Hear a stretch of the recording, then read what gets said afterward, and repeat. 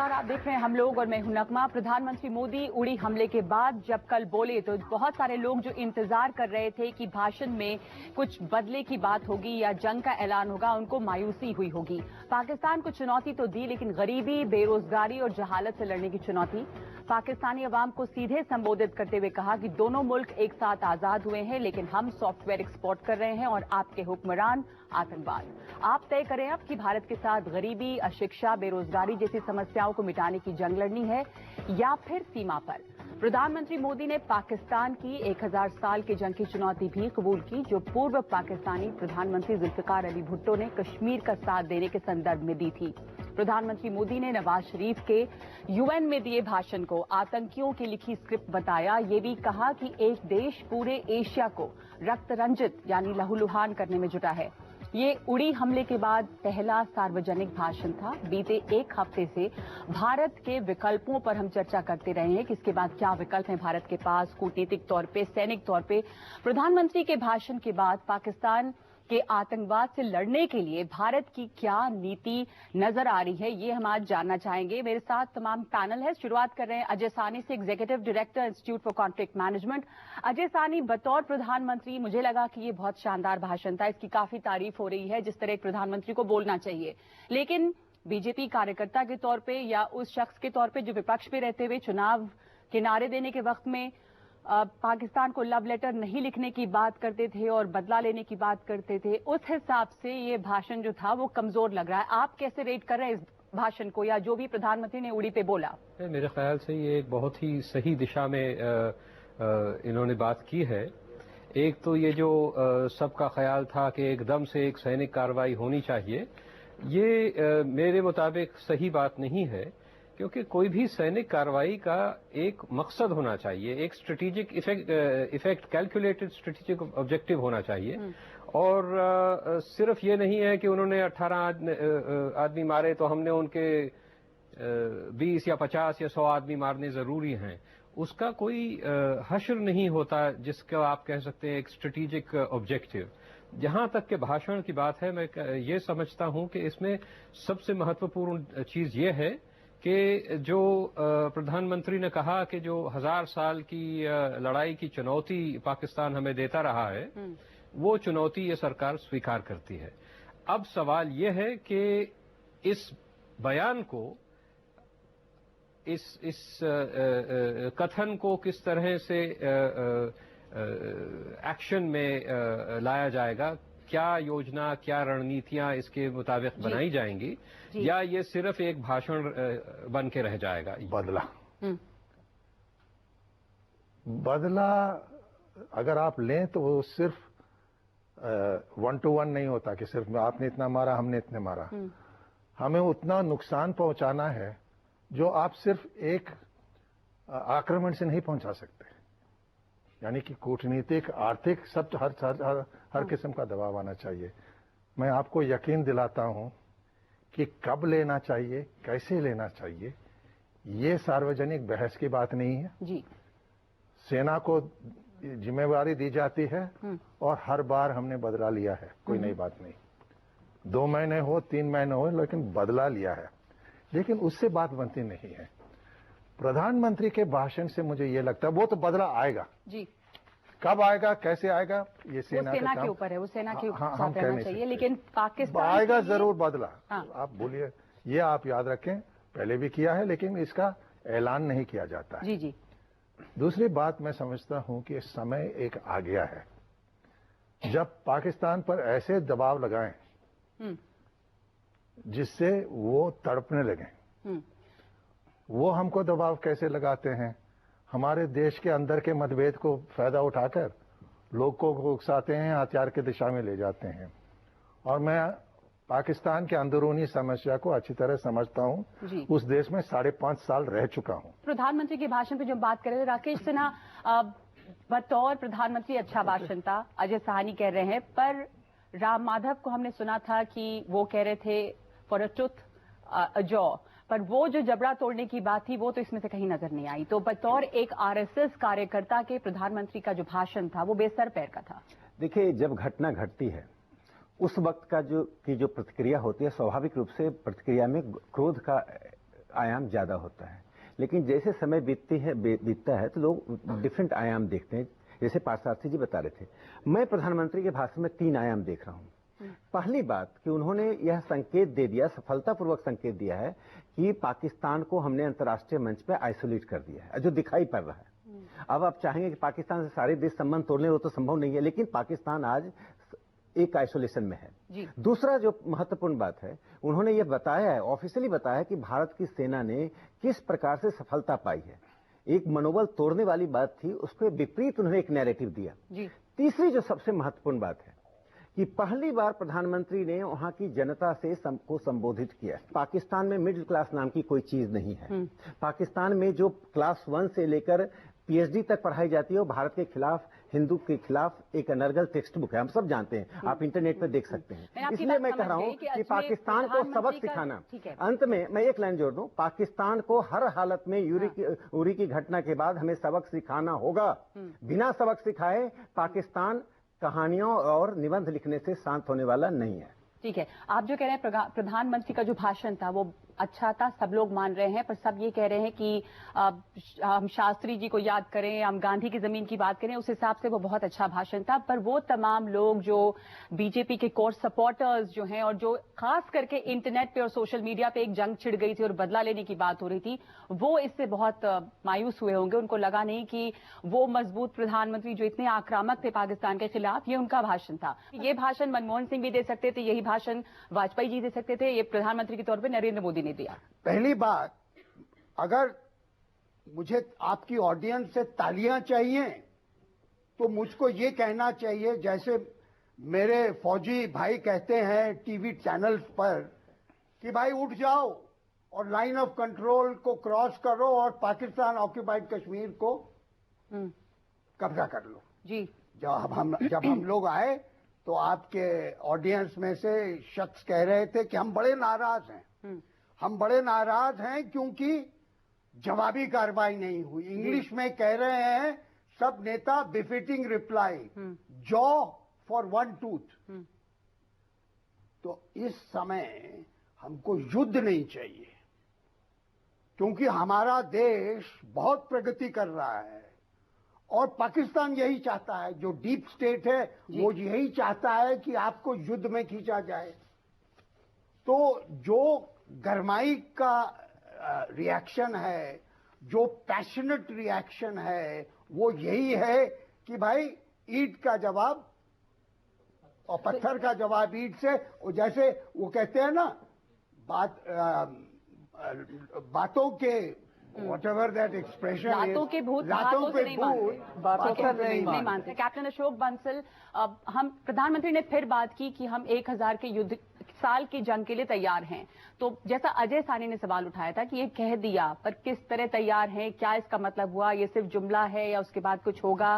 क्योंकि जो कह रहे थे, देखिए रणनीतियां जो हैं मीडिया हाउसेस में डिस्कस नहीं होती। बिल्कुल बिल्कुल, तो ये एक ओपन एंडेड है। प्रधानमंत्री ने कहा हमारी सैनिकों की शहादत व्यर्थ नहीं जाएगी, जवाब दिया जाएगा।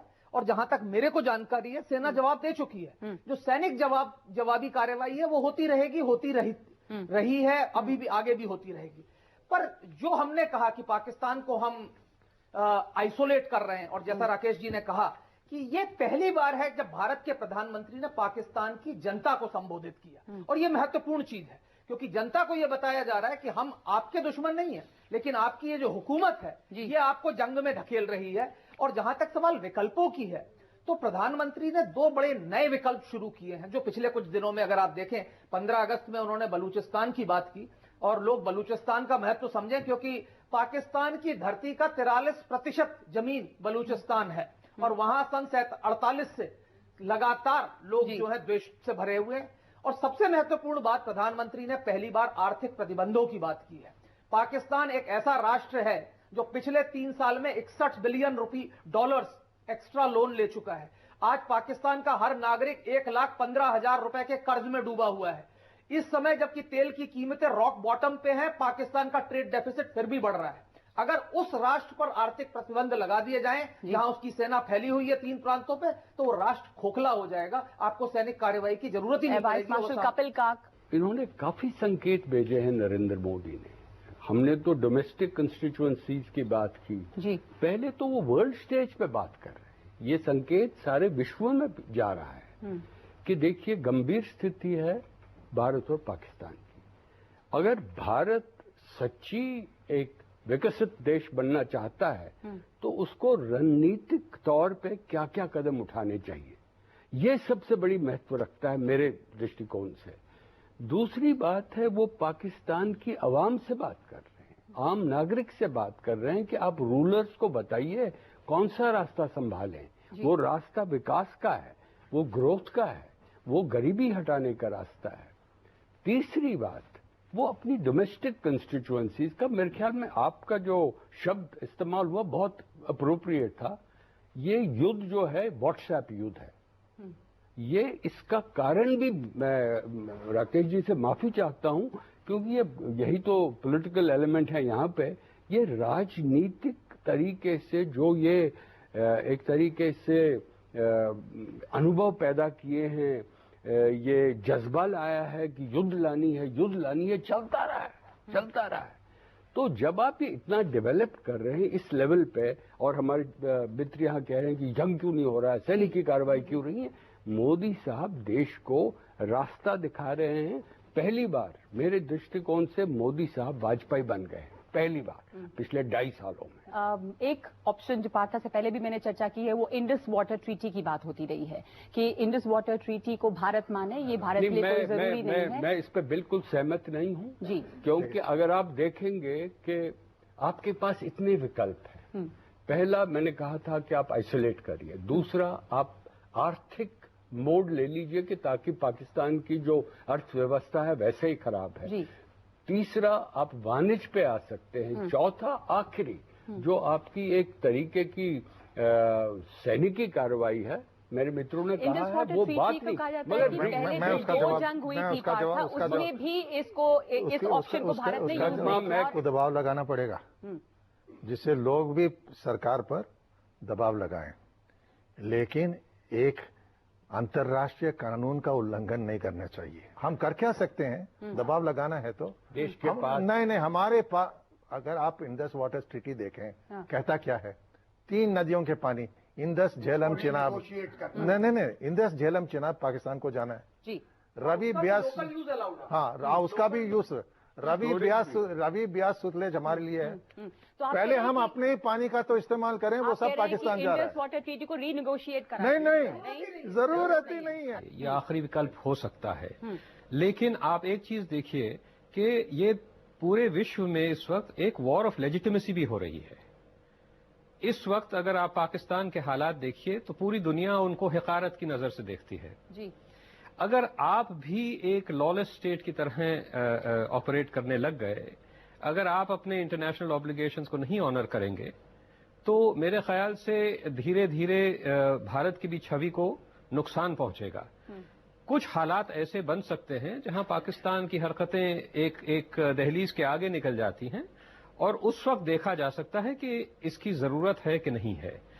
लेकिन जैसे बाकी सब पैनलिस्ट ने बोला है, हमारे पास बहुत विकल्प हैं।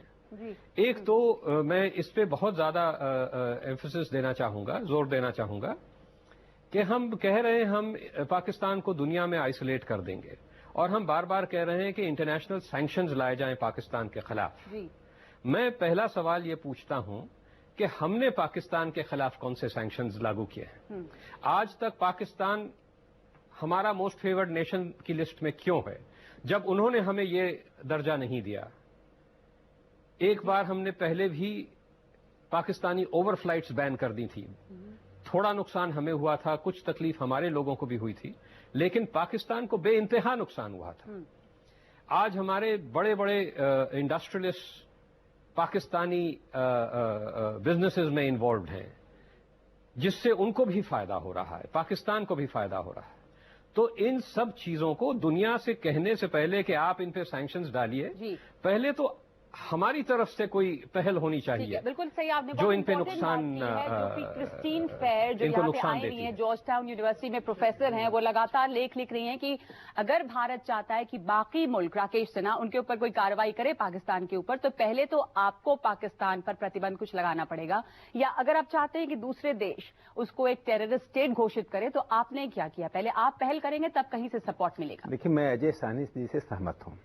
नरेंद्र मोदी की प्रिवेंटिव डिप्लोमेसी का एक चरण पूरा ये हुआ कि पूरी दुनिया में आज पाकिस्तान की छवि एक टेररिस्ट स्टेट की बन चुकी है, चाहे लेजिटिमेट ढंग से उसको बैन करें, डिक्लेयर करें या ना करें। और अमेरिकन सीनेट में रिपब्लिकन एंड डेमोक्रेटिक पार्टी, साधारणतः पाकिस्तान को अमेरिका से सबसे अधिक सहायता मिलती थी। अमेरिका ने टेररिज्म के खिलाफ लड़ने के लिए $34 बिलियन पाकिस्तान को दिया था। उस देश के सीनेट में प्रस्ताव आ चुका है। प्रस्ताव आ जाता है पार्था, पर उसके आगे क्या कुछ होगा? क्योंकि वहां भी अपनी ऑडियंस के लिए उनके इलेक्शंस हैं, अगली जब सरकार आएगी तो बात कुछ बदलेगी।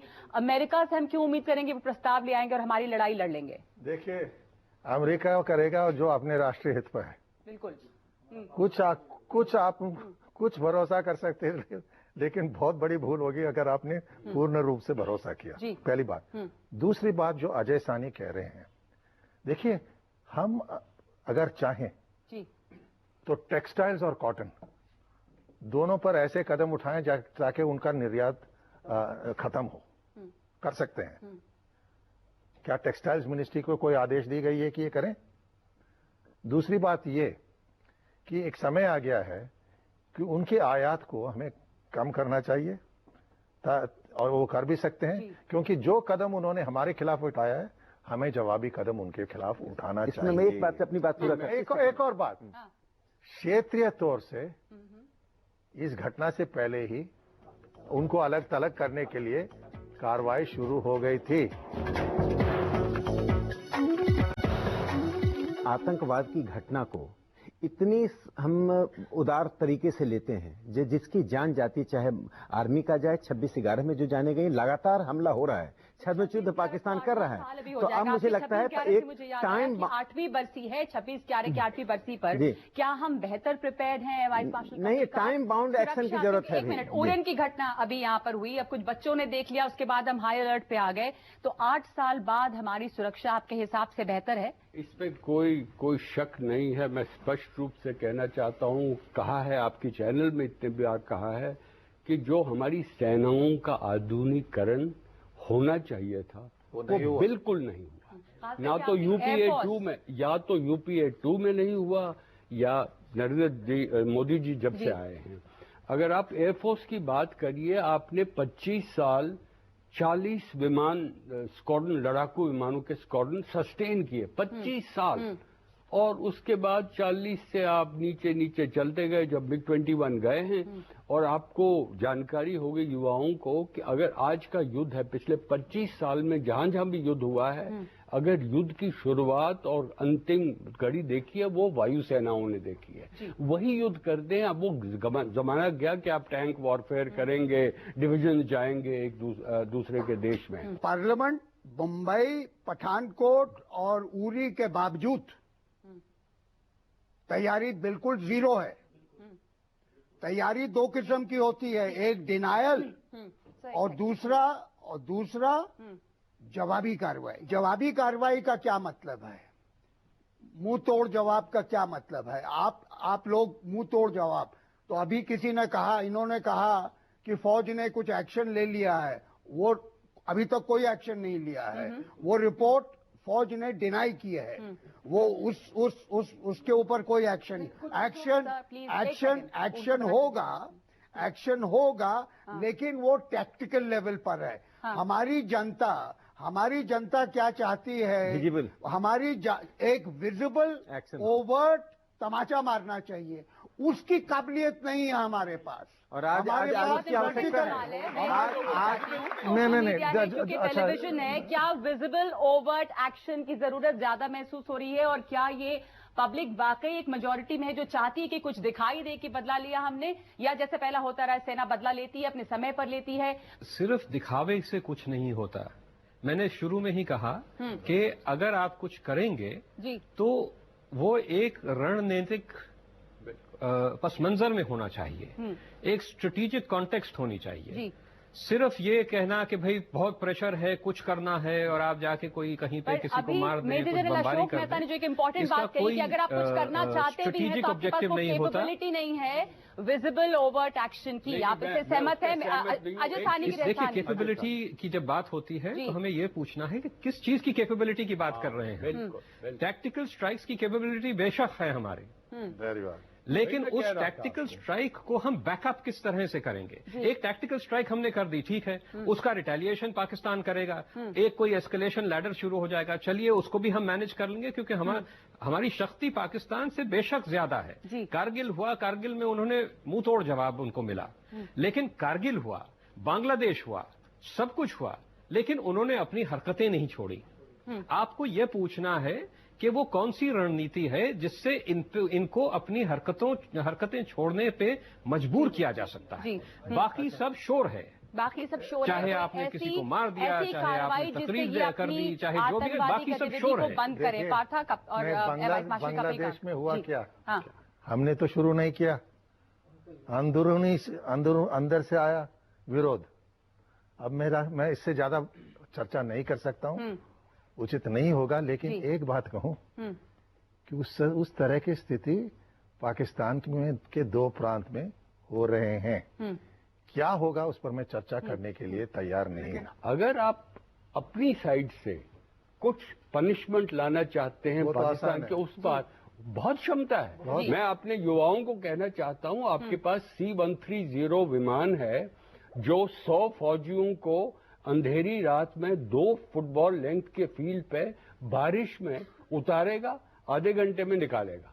ये काबिलियत किसी विश्व में अमेरिका के खिलाफ बदले और किसी के पास, चीन के पास भी नहीं है। आपके पास स्पेशल फोर्सेस हैं, आपके पास पैरा कमांडोज हैं, आपके पास कवर्ड कैपेबिलिटीज हैं, मगर जो आप hold on let me finish जो आप विजिबल करेंगे ये विजिबल नहीं होगा। ठीक है, अगर करगिल में भी आपने जवाब दिया, उसके बाद भी पाकिस्तान की कार्रवाई रुकती नहीं है, तो आपको सवाल ये पूछना है कि क्या करें तो कहा मैंने कि अगर आपको जनता को खुश करना है या कि पाकिस्तान के खिलाफ कार्रवाई करनी है। अगर आपको पाकिस्तान के खिलाफ कार्रवाई करनी है तो ज्यादा महत्वपूर्ण कदम है आर्थिक प्रतिबंध, बलूचिस्तान के लोगों का समर्थन। ठीक है, आतंकवाद होता है तो देश की जनता आहत महसूस करती है और जनता की ताकत ही है। ऐसा नहीं कि आर्मी और जनता को आप अलग करके देखें। पाकिस्तान नहीं, यदि जनता का मूड है कि पाकिस्तान पर कार्रवाई हो तो पाकिस्तान पर कार्रवाई प्रधानमंत्री ने आर्टिकुलेट किया है, उस आर्टिकुलेशन का होना चाहिए। कार्रवाई हो मुझे लगता है कि यदि सैन्य कार्रवाई के ऑप्शन को रूल आउट नहीं करना चाहिए। नवाज शरीफ ने भी अपनी जनता को एड्रेस किया। क्षमता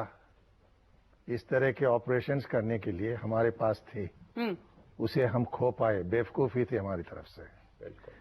वो क्षमता को पुनर्स्थापना हो रहा है मेरी राय में। मैं अंदरूनी जानकारी तो है नहीं, लेकिन वो स्थापना हो रहा है और मैं उम्मीद करता हूं उसका इस्तेमाल जब उपयुक्त होगा करेंगे। 26 से 11 पार्लियामेंट अटैक, आपने बोला जवाबी कार्रवाई भी हुई। पाकिस्तान तो जवाबी कार्रवाई से उसको कोई फर्क नहीं पड़ा, वो तो करता गया, आगे भी करेगा वो। आप अगर आज मुंहतोड़ जवाब नहीं देंगे, वो आगे ऐसा जवाब देगा कि दिल्ली को बहुत बड़ा खतरा है। ठीक है, मैं और लोगों से पूछना चाहती हूँ कि मुंहतोड़ जवाब आपके हिसाब से देना चाहिए तो वो क्या होगा? मैं तो सिर्फ इतना कहना चाहता हूँ कि पाकिस्तान को एक ऐसा सबक सिखाना चाहिए कि वो सुबक के रोए। एकदम ठीक बोल रहे हैं। मैं सबक किस तरह सिखाया जाएगा? नगमा जी मैं एक जोड़ दूं, एक चीज छोड़ दूं, इनकी बात एक बात जोड़ दूं। देखिए, पाकिस्तान का disintegration, strategy of disintegration, Pakistan का विखंडन ही एकमात्र रास्ता है। और प्रधानमंत्री ने बलूचिस्तान का जो सवाल उठाया है, बलूचिस्तान के सवाल को अंतर्राष्ट्रीय मंच पर उठाकर सक्रिय सहयोग देकर पाकिस्तान को डिसइंटीग्रेट कीजिए। जो इन्होंने कहा, जो सरकार में रहे हैं वो कह नहीं सकते, लेकिन आप कैसे जानते हैं कि सरकार के अंदर ऐसी कोई राय नहीं? बिल्कुल। कुछ चीजें जब सरकार में हो, और मैं सरकार में रहा हूं और अब भी उनके साथ कुछ काम करता हूं, तो मैं बोल नहीं सकता, लेकिन आपके भावनाएं समझता हूं। और हम लोग ऐसे लोग नहीं हैं जो नहीं समझते हैं। लेकिन हर चीज, जब हमने बांग्लादेश को तोड़ा, इंदिरा गांधी ने मुंह नहीं खोला, जो करना था 9 महीने के बाद किया। समझे? तो मैं नहीं कह रहा हूं कि ये विकल्प ना हो, मैं कह रहा हूं सोच समझ कर करें। जी, मेरा सवाल आप सबसे है कि अभी बहुत टाइम से पास्ट मैनी ईयर से हम पाकिस्तान से वॉर करते आ रहे हैं, तभी भी कोई कॉन्फ्लिक्ट रिजॉल्व नहीं हुए हैं। तो आप सबका ये कहना ठीक होगा कि दोबारा वॉर करने से कॉन्फ्लिक्ट रिजॉल्व होंगे या और बात बिगड़ेगी? दोबारा वॉर करने से कुछ नहीं होगा। मैं एक चीज सुनाना चाहता हूं क्योंकि ये जज्बा फिर से आ रहा है। देखिए, आज का जमाना इंदिरा गांधी का जमाना नहीं है। उस वक्त परमाणु शस्त्र हमारे क्षेत्र में नहीं थे। तो आपके जो अजय साहनी ने बिल्कुल उचित बात करी, आपको संभालना है कि एस्केलेशन लैडर, जब आप सैनिकी कार्रवाई करेंगे तो उसको काबू में कैसे रखेंगे, ये पहली बात है। दूसरी बात है, हम कहते आ रहे हैं अगर आप मिक्सअप कर रहे हैं कि डिसइंटीग्रेशन करेंगे, अच्छा मानिए राकेश जी, हम बिल्कुल मानते हैं डिसइंटीग्रेशन, वो कल नहीं करेंगे ना। हमारे जो स्पेशल फोर्सेस हैं उनकी काबिलियत को बढ़ाना चाहिए। हमने कन्वेंशनल वॉर नहीं लड़ना है, हमने आतंकवाद लड़ना है। हमको आतंकवाद की काउंटर टेररिज्म की कैपेबिलिटीज को वो नहीं है हमारे पास। इजराइल के लिए समय नहीं बदलता है क्या? हमारे लिए समय बदल गया, 71 का समय नहीं है। यदि इजराइल आतंकवाद के खिलाफ अपने शत्रुओं के खिलाफ लड़ सकता है, चीन यदि वियतनाम को शांत रख सकता है, वियतनाम और चीन के कॉन्फ्लिक्ट को क्यों प्रिवेंटिव है, क्यों डिटरेंस है? तो क्या भारत को कार्रवाई करनी पड़ेगी? भारत को कार्रवाई करनी पड़ेगी, अपने वक्त पे कार्रवाई करनी पड़ेगी। एक मिनट, मैं पूछ सकती हूँ एक सवाल अजय साहनी? मैं कोट करना चाहती हूँ क्रिस्टीन फेयर को फिर से, क्योंकि मैंने सुबह आज उनका एक आर्टिकल पढ़ा जहाँ पे वो कह रहे हैं कि पाकिस्तान ये क्यों नहीं सोचता कि भारत भी न्यूक्लियर केपेबल है आतंकवादी भेजने के पहले। हम ही क्यों हमेशा सोचते हैं कि पाकिस्तान जो है वो धमकियां देते रहते हैं, उनको पता है अगर वो आतंकवाद, हमें एस्केलेट नहीं करना चाहिए। अजय, कि हम ही घबराते हैं सबसे। चीन तो नहीं कहता कि भाई भारत एक न्यूक्लियर स्टेट है, हम उनसे डर रहे हैं। पाकिस्तान भी नहीं कहता भारत न्यूक्लियर स्टेट है, हम उनसे डर रहे हैं। कोई नहीं डरता हमसे। कुछ मैं अजय साहनी से सहमत हूँ, क्योंकि मैंने काफी अनुसंधान किया है के परमाणु प्रोग्राम के बारे में। वो बोलते बहुत हैं लेकिन आत्महत्या करने वाले नहीं है वो।